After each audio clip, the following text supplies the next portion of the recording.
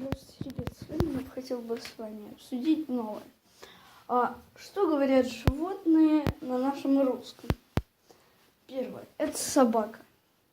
Когда она не пускает в дом, что она говорит, припевая? Раша-шас, это харбас, из паштика один, на ноги пацаны, после пошли.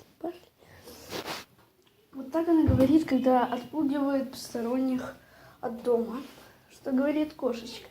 Когда напоминает то, что она, когда ее гладят, чтобы ее не накормили, и она не пошла на шаурму. Я кошка, я кошачу, но не люблю, когда меня на шаурму пускают. С помидорчиком, с огурчиком, с майонезиком. Дальше у нас идет петух. Вот вы думаете, что он поет, чтобы все проснулись? Его нет. Что это на русском? Он поет эту песню. Сдавайся, в твоей войне ничья, и я прошу, возвращайся.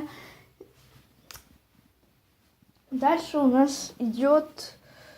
А дальше все.